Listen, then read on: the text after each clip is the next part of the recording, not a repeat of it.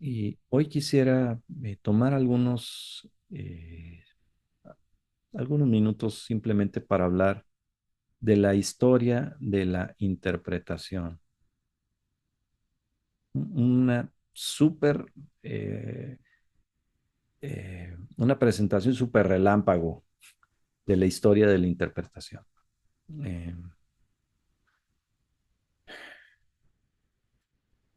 Como somos poquitos, no necesitamos hacer un grupo. Aquí hay una declaración. Quien eres impacta cómo lees la Biblia. ¿Qué entienden ustedes por esa frase?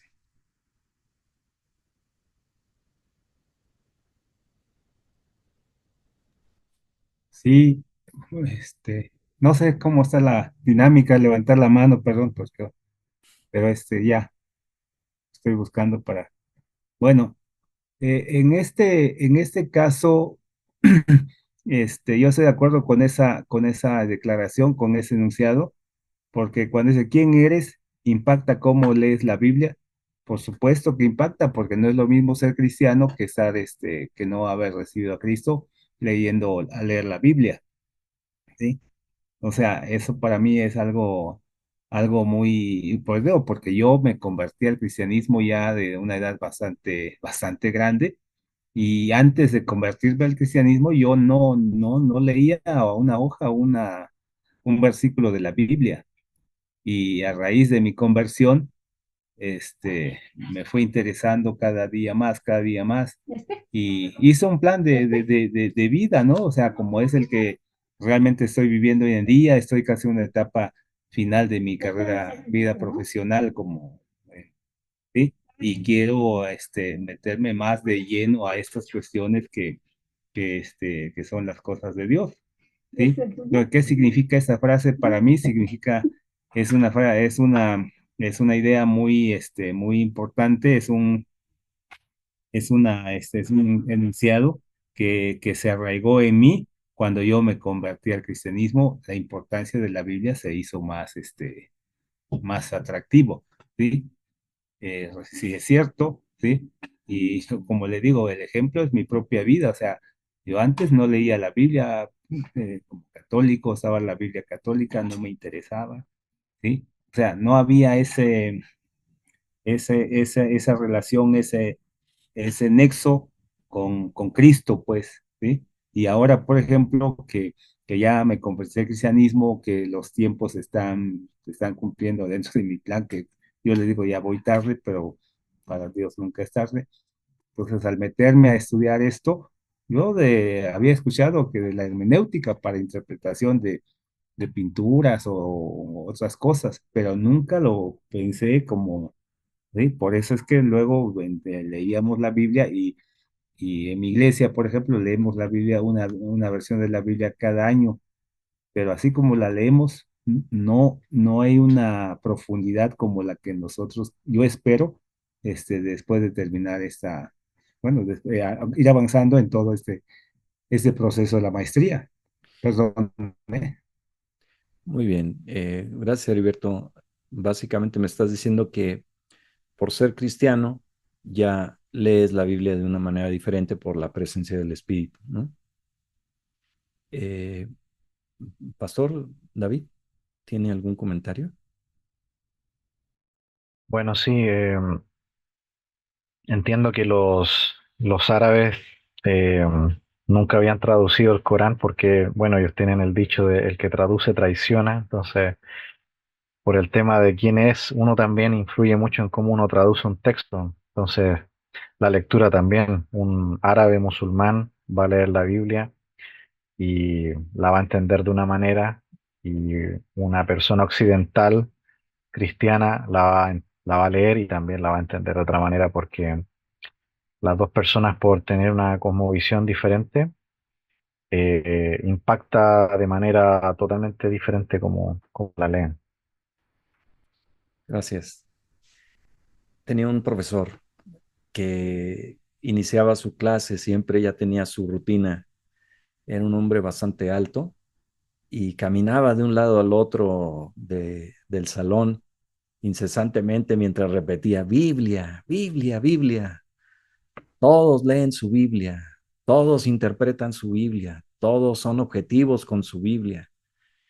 Y dice, pero todas las grandes herejías que valen la pena surgieron de un púlpito de un pastor evangélico. Eh, y lo que él trataba de comunicar con esto es que cada persona piensa que está leyendo la Biblia de manera objetiva. Y tratamos de venir a la Biblia sin presuposiciones, sin eh, ninguna idea preconcebida. Y sin embargo, nadie viene a la Biblia, nadie puede venir a la Biblia así. Por ejemplo, yo leo la Biblia como una persona que ha sido misionera. Leo la Biblia como un mexicano. Leo la Biblia como un varón y no como una mujer. Leo la Biblia como un latinoamericano y no como un europeo o americano. Tengo una cantidad de presuposiciones. Leo la Biblia como un ingeniero, leo la Biblia como un pastor, como un profesor de seminario. Cada vez que yo vengo a la Biblia, trato de ser objetivo en mi lectura de la Biblia, pero todo lo que yo soy, todo el camino que me ha traído hasta aquí, me hacen ver la Biblia desde un cierto ángulo y con un color y lentes. Hay cosas que a mí me resaltan mucho y hay cosas que jamás las noto porque soy yo. Si fuera otra persona las vería, pero yo no las veo. Y así como estoy yo, estamos todos. Cada persona tiene sus propios lentes que colorean su visión de las escrituras. Por eso necesitamos la hermenéutica y necesitamos muchas otras cosas más. Necesitamos la conexión con la iglesia, necesitamos saber de la historia de la iglesia, las verdades que se han atesorado, necesitamos saber de teología, necesitamos saber de la experiencia humana el día de hoy. Un intérprete correcto, un intérprete eficiente de la Biblia, eh, como hablábamos, es un experto en muchísimas áreas. Hacer una buena interpretación del texto bíblico, a pesar de que tenemos el Espíritu Santo, es necesario también para muchas partes complejas hacer un esfuerzo con otras fuentes. Así que la hermenéutica es fundamental.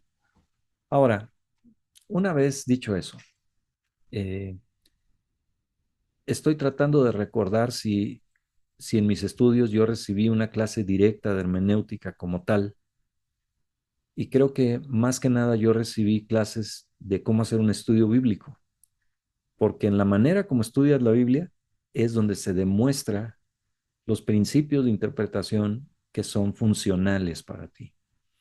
No queremos hacerlos aquí expertos en la materia, pero es necesario que ustedes consideren ciertos temas y los incorporen a la manera como ven y estudian las escrituras diariamente para que vayamos avanzando en una práctica más saludable de la hermenéutica.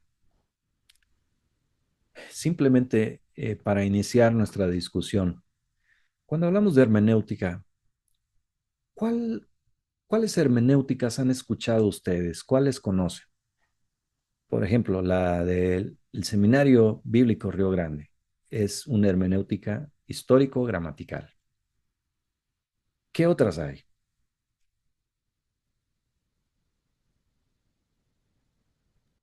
La hermenéutica de las leyes judiciales seculares.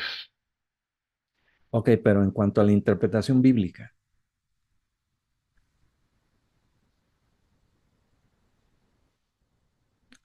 por Mm, ejemplo, ¿Filosófica? hay una interpretación, sí, de tipo filosófico. Una interpretación muy popular a hoy, el día de hoy, es la interpretación de la historia de la redención, o también conocida como interpretación cristocéntrica, donde se encuentra a Cristo en cualquier pasaje del Antiguo y del Nuevo Testamento. Podemos hablar de una interpretación de corte literario, una interpretación tipológica o alegórica. Eh, Podemos hablar inclusive de una interpretación que busca recuperar las raíces hebreas de todo esto, que eso es popular aquí donde yo vivo. Yo vivo en Puebla, Heriberto, no estamos muy lejos. Eh, Así que hay un crecimiento en estas escuelas de interpretación judaizantes por donde yo vivo. Y si vemos, cuando ustedes terminen este curso, van a haber leído en Duval y en el libro de Soc eh, con mucha precisión de dónde surgió todo esto. En realidad esto no es nuevo, esto viene desde el tiempo de Jesús. Podemos hablar de la historia de la interpretación bíblica desde el tiempo de Esdras. Algunos consideran a Esdras como el primer intérprete. Leemos ahí en Nehemías 8, 6 y 8. Entonces Esdras bendijo al Señor, el gran Dios, y todo el pueblo respondió, amén, amén. Interesante cómo le llama ahí el gran Dios. No sé si ustedes recuerdan otros textos donde se describe a Dios en estos términos del antiguo Medio Oriente. Continuó. Mientras alzaban las manos, después se postraron y adoraron al Señor, rostro en tierra, etcétera, y leyeron en el libro de la ley de Dios, interpretándolo y dándole el sentido para que entendieran la lectura.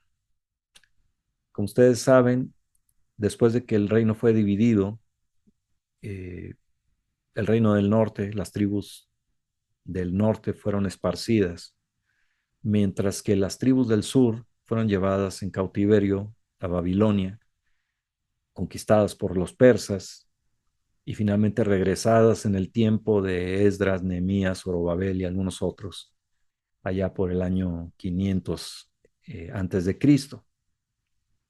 En el tiempo en que estos israelitas de las dos tribus y media del sur fueron llevados a Babilonia, adoptaron el mensaje de ella, el idioma de ellos, que era el arameo.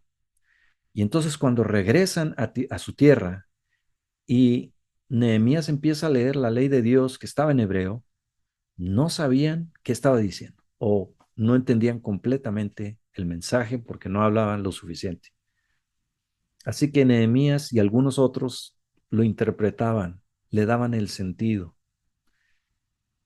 Es difícil de sobreenfatizar el cambio estructural que surgió para la nación de Israel, que tenía toda su religión girando alrededor del sumo sacerdote y del templo, y que cuando fueron llevados al cautiverio, ya no había más sumo sacerdote, ya no había acceso al templo, ya no había levitas, ya no había las festividades que tenían, y entonces surge eh, este énfasis en el texto, porque los judíos piadosos empezaron a reunirse entre ellos en aquello que conocemos como sinagogas. Se reunían 10, 15 judíos en alguna casa y empezaban a disertar acerca del significado del texto, de las escrituras del Antiguo Testamento. Así que vemos cómo los acontecimientos históricos alrededor de Israel, lo que impactó la vida de Israel, también transformó cómo se acercaron a las escrituras, porque mientras que la instrucción religiosa venía por el sumo sacerdote y luego por el padre de las familias hacia cada hogar, ahora habían cambiado de sistema y empezaron a utilizar las sinagogas como, como un método de eh, transmitir las escrituras a sus hogares. Las mujeres obviamente no recibían instrucción de tipo religioso por el papel que acordaban, el papel que jugaban en la sociedad de ese tiempo. Una cosa muy injusta y necesaria, pero así era. Y entonces las mujeres eran excluidas de la instrucción religiosa, excepto por la boca de sus esposos que tenían esta función eh, y esta carga de llevar la educación religiosa a sus hogares. interesantemente, los primeros, una vez que hay un interés por las escrituras, una de las cosas que impactó más cómo leíamos las escrituras, cómo se interpretaban las escrituras, fue la filosofía de los griegos. Los filósofos griegos tenían sus propias historias de sus dioses y muchas veces se avergonzaban de la conducta de sus dioses.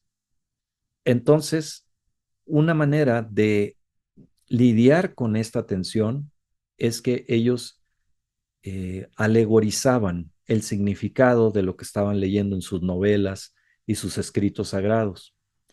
El mito más famoso relacionado con Fedra es su trágico amor por su hijastro Hipólito, que acabó condenándolos a ambos. Esta historia se cuenta en múltiples fuentes, pero sobre todo en el drama griego Hipólito de Eurípides y en la tragedia Fedra de Séneca. Al igual que en otros mitos existentes, existen distintas variantes de esta historia. Ahí hay una pintura famosa donde la reacción de este joven Hipólito después de que Fedra le confiesa su amor, ¿no? Y entonces se dan una serie de dinámicas entre los dioses que terminan con la muerte de ambos, ¿no? Como esto no les agradaba a los griegos tendían a ser personas con una moralidad alta. Entonces decían, bueno, en realidad no quiere decir eso, eso significa aquello. E introdujeron entonces la alegoría a la interpretación de sus escritos sagrados. Eh,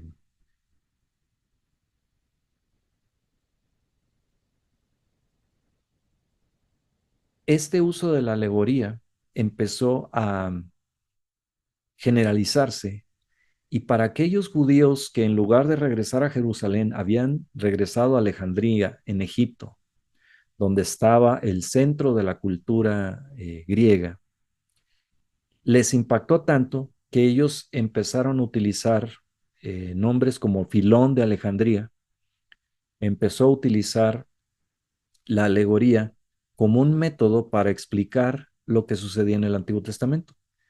En el Antiguo Testamento nosotros leemos ciertas cosas que no serían las mejores para las relaciones públicas de nuestro Dios, digamos así. La matanza de pueblos enteros, etcétera.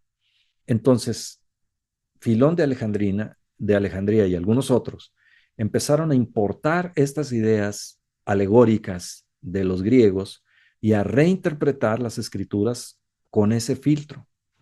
Y entonces tenemos, por ejemplo, este caso específico donde en Génesis 15:3, que traduce la Reina Valera 60, Jehová es varón de guerra, Jehová es su nombre, como diciendo que están orgullosos de que el Señor sea un Dios guerrero. Eso les parecía repugnante a algunos. Y entonces en la versión Septuaginta de las escrituras del Antiguo Testamento traducidas al griego, en lugar de decir Jehová es varón de guerra, tradujeron el Señor aplastando las guerras. Cambiaron totalmente el sentido de la oración por este deseo de cuidarle las espaldas a Dios de supuestas problemas morales. La alegoría influenció la interpretación judía. Estos dos nombres son importantes, Aristóbulo y Filo. En el tiempo de Jesús encontramos también la interpretación de estos dos nombres que reconocemos, la escuela de Shammai y la escuela de Gilel.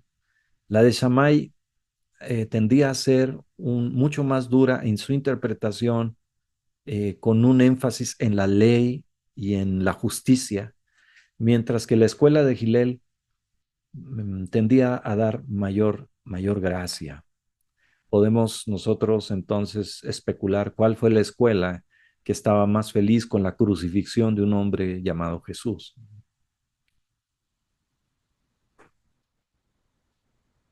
Si seguimos avanzando rápidamente sobre la historia de la interpretación, vamos a descubrir que después de la muerte de Jesús, Los apóstoles mismos garantizaban la ortodoxia. Si había duda, simplemente lo único que tenía que hacer la gente era, pues pregúntale a uno de los apóstoles. Y esto es algo que vemos realizado en Hechos 15 con aquel tema de la circuncisión. Llegaron de Judea algunos que enseñaban a los hermanos, si no se circuncidan conforme al rito de Moisés, no pueden ser salvos. Como Pablo y Bernabé tuvieron una gran disensión y debate con ellos, los hermanos determinaron que Pablo y Bernabé y algunos otros de ellos subieran a Jerusalén a los apóstoles y a los ancianos para tratar esta cuestión. Eso es lo que conocemos como el Concilio de Jerusalén. Cuando hubo dudas, pregúntale a los apóstoles. En ese tiempo transicional, después de la muerte de Cristo, los apóstoles garantizaban la manera correcta en que se debía interpretar las cosas.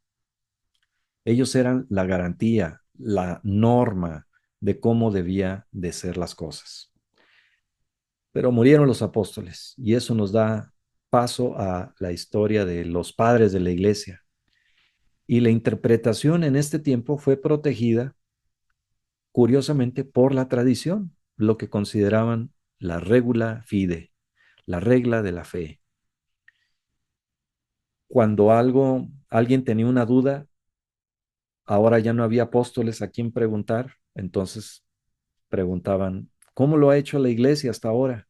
Pues siempre lo hemos hecho de esta manera, ¿ok? Y esa era la garantía, lo que nos daba los límites de la interpretación. La Edad Media fue un vasto desierto en cuanto a la interpretación bíblica, según Michelsen. Aquí, por ejemplo, tenemos los casos de Juan Casiano entre el 360 y el 435 de nuestra era, quien enseñó que la Biblia tiene una interpretación cuádruple, es decir, eso es la cuadriga. Casiano enseñaba, entre muchos otros, que la Biblia tenía un sentido histórico, pero además tenía un sentido alegórico y después tenía un sentido tipológico y finalmente tenía un sentido anagógico, es decir, moral. Sí, reconocía lo histórico, pero esa era como para primaria. Ya si tú eras más avanzado, entonces le llegabas a un sentido alegórico y después un sentido tipológico y finalmente al sentido moral. No me lo van a creer, pero encontré aquí en Puebla, yo estaba dando clases de homilética en un seminario aquí y encontré un estudiante que tenía esta hermenéutica. Y cuando me presentó su estudio bíblico, yo dije, ¿qué clase de disparate? Yo ni conocía bien de qué estaba hablando, pero después entendí de dónde venía este joven. Este joven venía de una iglesia que seguía la hermenéutica de Juan Casiano y utilizaba la cuadriga. Y ahora veo que no está solo. En realidad, en el periodo medieval fue bastante utilizada este sentido donde se decía, por influencia de la filosofía, lo material es malo, lo espiritual es bueno. Así como el hombre tiene un cuerpo físico y un alma, así también la Biblia tiene una interpretación histórica, pero también tiene una explicación espiritual, tipológica o alegórica. Entonces, las cosas no son lo que tú crees que son. Y realmente esa historia me deja muy insatisfecho porque yo no pude convencer a este joven de hacerlo de otra manera y ahora está graduado y predicando y solo Dios sabe qué es lo que enseña cada fin de semana este joven, porque parte muchas horas estudiando la Biblia, pero la cosa más disparatada que se te puede ocurrir de un pasaje es a la de afirmar, porque encuentra similitudes. Y como decía una serie de televisión famosa, todo está conectado.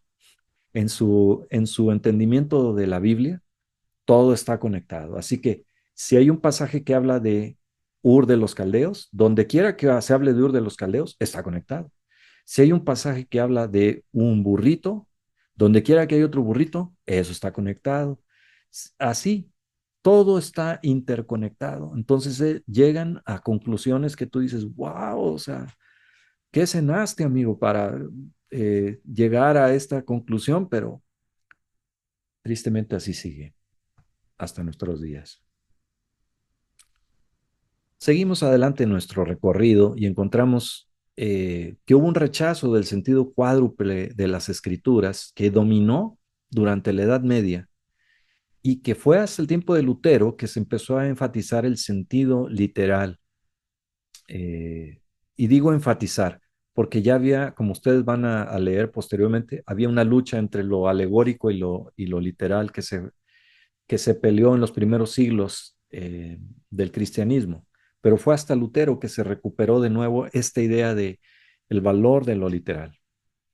Ahora no vino solo. De nuevo podemos ver que somos parientes del racionalismo, ¿verdad? Que propuso que el intelecto humano puede decidir aquello que es verdadero y lo que es falso. Una vez que el racionalismo tomó prominencia en la sociedad, surgieron también los primos hermanos que son la Reforma, ¿verdad? Donde hubo un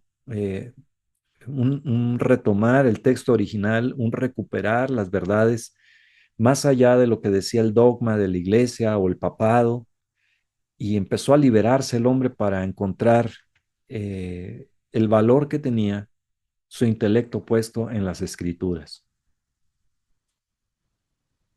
Así entonces avanzamos por un lado a favor de la reforma, pero por otro lado en el siglo XIX vimos el surgimiento ahora del subjetivismo, de la crítica histórica y de los trabajos exegéticos. Friedrich Schleiermacher eh, propuso que el conocimiento viene por la experiencia personal. En un tiempo en que la Biblia estaba siendo cuestionada por el cientificismo, él rechazó la Biblia como un conocimiento único y objetivo y empezó a proponer en lugar la emoción y la intuición como parte de la religión. Es decir, la Biblia no era la palabra de Dios, la Biblia se convertía en palabra de Dios en el momento en que interactuaba contigo. Nosotros podemos ver influencias de este tipo en comentarios como, ¿qué significa este pasaje para ti? Es allí donde la Biblia cobra su sentido en la experiencia humana. Con Wellhausen, nosotros tuvimos el desarrollo de la hipótesis documentaria, aquello de que había varios autores en el libro de Génesis, ¿verdad? Y que ahora teníamos que repensar las escrituras basada en la alta crítica, en los estilos literarios y poner en duda todo lo que nosotros pensábamos saber acerca de la autoría de las escrituras, etcétera. Ahora, en contraste con estas dos olas del siglo XIX, tenemos a muchos eruditos conservadores que escribían muy buenos comentarios exegéticos, como el de Delitzsch, de Lightfoot o Jameson. Probablemente ustedes tienen algunos de estos en sus bibliotecas.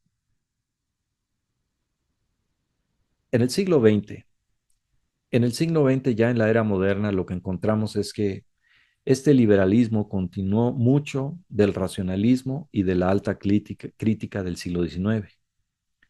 Así que mientras que la ortodoxia ha tomado un acercamiento literal y devocional, la nueva ortodoxia propone que la Biblia se convierte en la palabra de Dios en los encuentros existenciales con el hombre.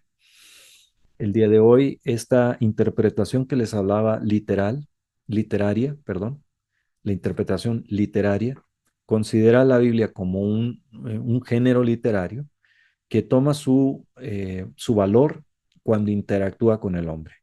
Si a ti te ayuda a motivarte, a tener una esperanza, ahí es una cosa buena.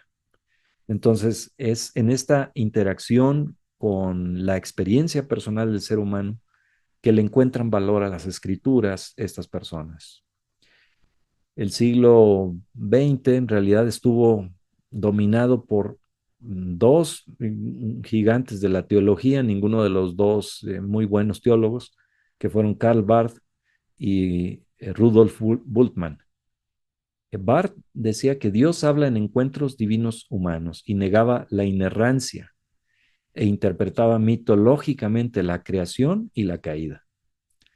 Y Bultmann decía que el Nuevo Testamento se debe entender existencialmente quitando los mitos, pues ellos son elementos precientíficos para hablar de lo trascendental y espiritual.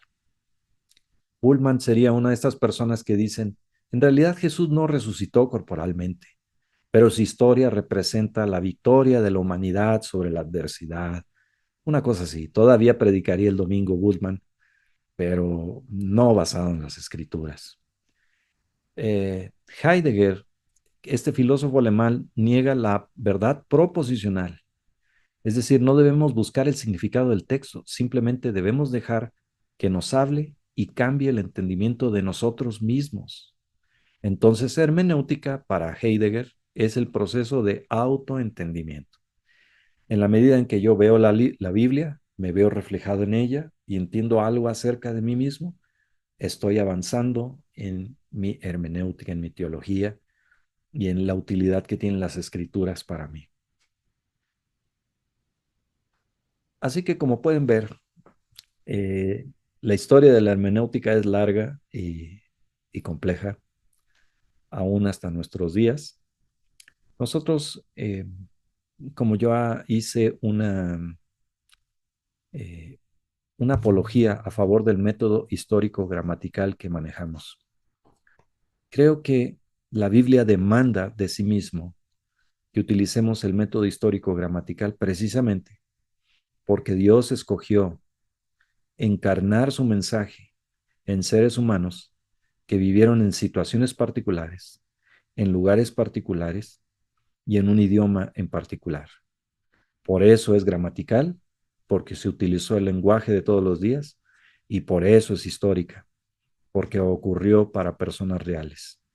En la medida que recuperamos cuál era la situación, quién fue el autor, a quién iba dirigido, cuáles eran sus circunstancias y cómo se utilizaban las palabras y las oraciones al momento, podemos tener un mejor entendimiento de qué significó las escrituras para esa audiencia original, porque eso que significó para la audiencia original es lo mismo que significa, que debe significar para nosotros, solamente buscando una aplicación diferente.